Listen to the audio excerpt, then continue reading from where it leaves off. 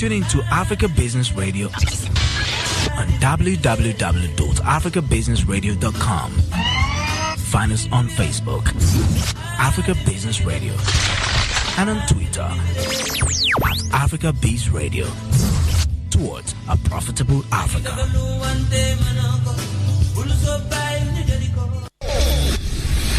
Exploring the African narrative, leading the conversation, and enlightening our listeners. Africa Business Radio, towards a profitable Africa. All right, and we're back, and that was Lady Zama with Collide. I actually feel like a real DJ now. Reel's coming to you live.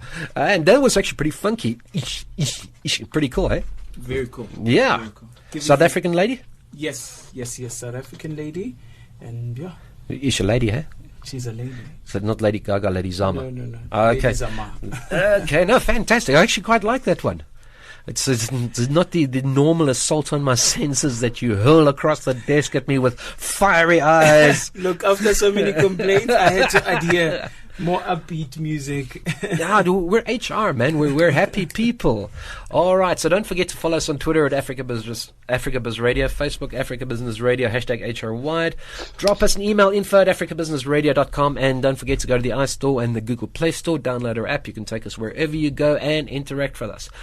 So our next segment is your employees' financial wellness affects your business. And isn't that so true? How many times have you seen people that are so depressed at work because of the amount of indebtedness that they're in, and they get garnishing orders, and they don't feel like they're working for anything because the end of the month comes and all their pay is gone, and it's just a self-propagating disaster, if you want. So on the line we've got Frank Magwegwe. He's the founder and MD of Thrive FinWell. Frank, good morning. Are you on the line?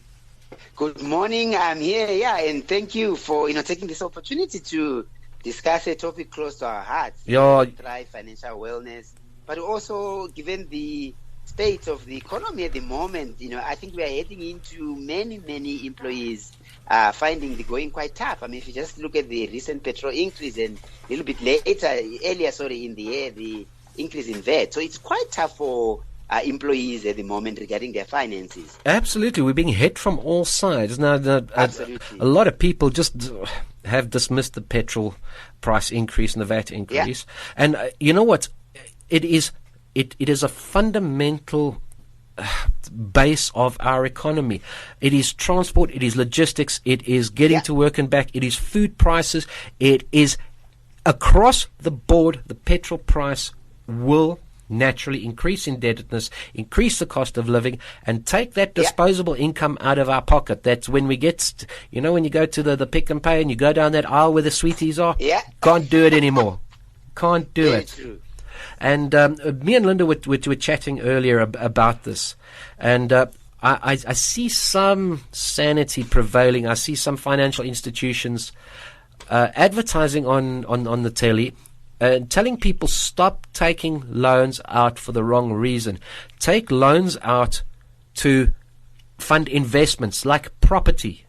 Stop trying to fund your lifestyle, your clothing, your shoes, your dinner at Sabo's next week. These things, the dinner tastes great for an hour and you'll be paying for it for 6 months.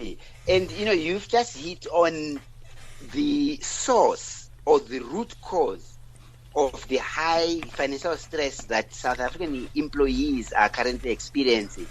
It's a direct result of over-indebtedness. In other words, over the last number of years, it has become relatively easier to access a loan, because not only do you have banks making it available to apply for a loan via an ATM, and within a couple of minutes you can get small loans of up to 8,000. You can do the same online, with the likes of wonga.com, just mentioned one. And of course, bigger loans, yes, you can go into a bank. So what has happened is a number of people that we see, and we work quite a lot with, your mining companies and your call centers. What we're seeing is a lot of people took a lot of debt, and what is said is exactly the point you just made now, that when we ask them, what did you do with the money? We see you owe this bank this much. Sadly, many people don't remember. They can't quite tell you, because that loan was not to extend my house, was not to take a child for tertiary education. It wasn't to buy a car. It wasn't to buy a house. It was a loan for consumption. It was a loan because I feel like going on holiday in Durban or in Cape Town or in Mauritius. I'm rewarding myself. It's a loan to fund a lifestyle. And what has now happened is it has caught up with a number of people now, with the debt repayments being a little bit more challenging, given just everything has been going up. So a lot of the stress in South Africa is centered around the fact that a big portion of employees are over indebted. And how do we know that? We know that because every quarter we get data from the National Credit Regulator that tells us that we've got 25 million credit active consumers in South Africa. That's you and me, with a credit card, with a personal loan, with an account at Edgar Truett, with a phone contract. Those are all forms of credit. Of those 25 million, roughly 12 million are behind payments by a month to 3 months. So you can just see the indebtedness and the consequences thereof. And of course, that filters, like you said in the introduction, to work. How can I be fully engaged? How can I give good customer service? How can I be present when I'm being phoned by creditors, I'm being phoned by debt collectors, and being told that I'm going to get judgments and that will mess up my credit record. So it is a big problem for many employers. And how do you get inspired at work as well when you're earning, for example, a round figure of 10 Rand, and at the end of the month your debt is 12 Rand? It is very challenging, and a number of employees we talk to, they actually share with us that the most stressful time of the month for them is around payday, not because they're not getting paid, but because they know when those top orders, those garnishee orders, those debit orders, when they run, within a couple of days they are left with nothing. Yeah. So the stress is just knowing that I'm earning, but actually I can't get hold of this money that I'm earning because I've overcommitted, and I need to make sure that to just keep my head above water, I need to pay my Truett account, I need to pay Jet, I need to pay my credit card, I need to pay my personal loan. So it's quite stressful. And what's so interesting, given our work at Thrive, is that many employers, whether it's an HR department or it's a wellness manager, or it's people who talk about we build employee, value proposal, how well do we look after our employees? What we find is that they haven't really caught on to what financial stress does for the employee. Yeah. In other words, stress, allow me to briefly talk about stress in general. Stress is a reaction by the body to demands on it. So, for example, why do we feel stressful when we are just about to be interviewed on an amazing radio station? Because I'm thinking, maybe I might say the wrong things, I might not remember. So I was quite anxious in terms of what questions are they going to ask me. But that kind of stress is okay because it allows me to be the best that I can be in the moment. Hopefully, we are engaging and I'm sharing with your listeners the impact of stress on employees. Yeah, that's inspirational stress. At the beginning, right? It's good stress that gives us to good. The one just before a job interview, the stress just as we are preparing for exams, right? So stress is a response to the demand on the body. So what happens when we have financial stress, and this is what I find a lot of wellness managers and HR managers don't understand. Just like we talk of general stress and how it affects the body, it's exactly the same with financial stress. So it affects everything. It affects your heart. It affects, our blood pressure. Research has shown migraines, for example, anxiety, starting to sleep at night because you're just so worried about what's going to happen. Maybe they'll repossess the car. Maybe they will repossess the house. Maybe my kid will be kicked out of this fancy school. So the first thing to realize is just like any other type of stress, chronic or severe stress is a significant impact on the body. And that impact then leads to poor health. Because I'm so stressed, I'm not sleeping well, maybe, I'm not as focused on the job as I should be. And then it leads to a lot of other things. So what we do, the first thing when we talk to wellness manager or HR manager, is to get them to really understand the impact on the body. And that impact on the body is what results in low productivity. Yeah, your efficacy, your efficiency, your productivity all plummets. Yes, absolutely. because something is happening to my body, and that something is driven by I'm constantly worried about what's going to happen given I have all these huge financial commitments and I just don't have enough money. No wonder is it often we hear of teachers resigning. They're trying to access their pension to settle their debt. People leaving their jobs to just try to do something to deal with that financial stress. And I'm finding that with the current economic climate, employees are struggling, and some employers are starting to see the link between employee engagement, employee productivity, absenteeism, and they are starting to do something to help their employees, whether it's just a financial education workshop, whether just giving them the opportunity to talk to an expert like me, a certified financial planner, about their finances. Some employers are doing something about it, but it's not enough. We need more employers to help their employees if they're going to achieve their business objectives. That was just the question I was going to ask you. What has the response been from employers?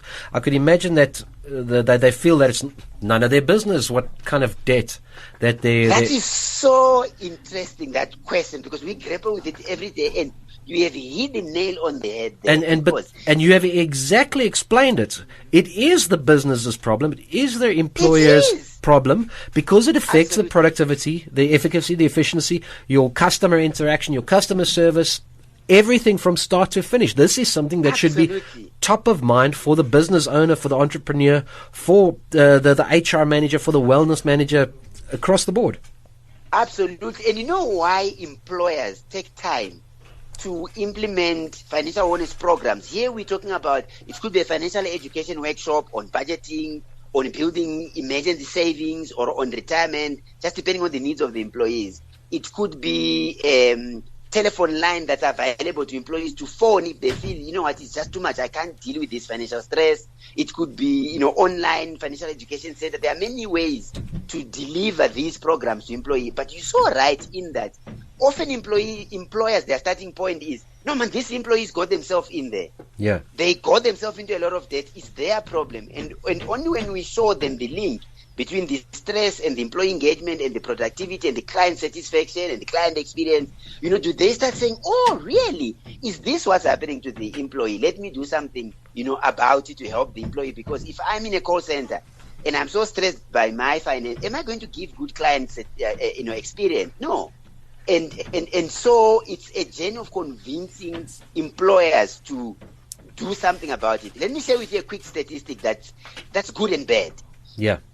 Nearly 60% of HR practitioners in South Africa who were interviewed reported that financial wellness or the financial health of employees is very important. We need to do something about it, right? Yeah. 60%. In other words, 6 out of 10. They say financial health of our employees is very important. Then that's a good statistic. Let me give you the sad statistic.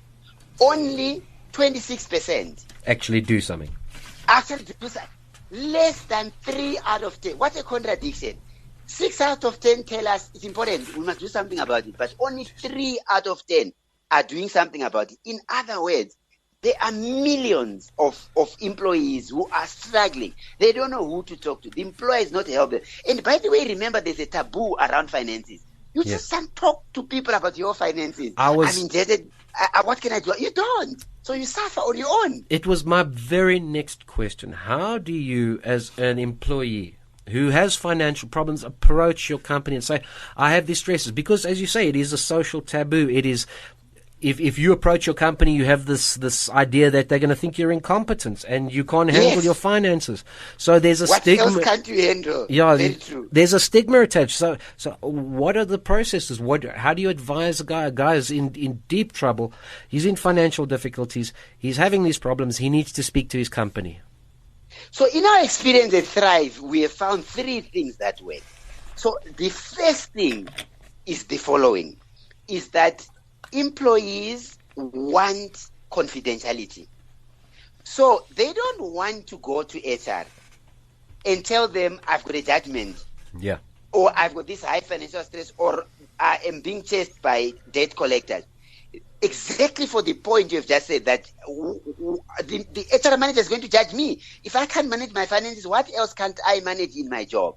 So they want confidentiality. And we say to companies, therefore, have a company like Thrive or any of our competitors who is removed from the workplace. It's an independent company that is appointed by the employer. So employees talk confidently to us, and we never tell the employer the exact circumstance of each employee. We keep that. We just say, roughly out of every 100 employees in your company, half are dealing with high indebtedness. This is how we are helping them. That's number one. Make sure it's confidential. That's what employees are looking for.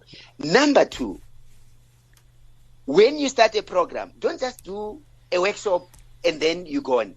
Employees want to deal with their finances differently. Some want to sit in a workshop. Some want a one-on-one with a financial planner. Some want to go online and read and do their own thing. Some want a phone line that they can call to get some financial guidance. Yeah. So the second thing we say is tailor-make it for the employees. Give various channels that they can get this help. So number one is confidentiality. Number two is various channels. Number three, and probably most important, ask them what you want. I care for you.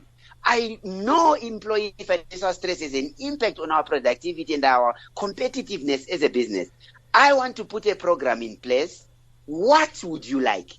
And tell them I can do workshops, I can do online, I can do one-on-one financial coaching, so that you deliver the program in the way that the employee wants. Then the likelihood of them using it is high. So it's very simple. Yeah. Offer confidentiality, offer different channels for them to access the financial wellness program, and most importantly, ask the employees how you can help them.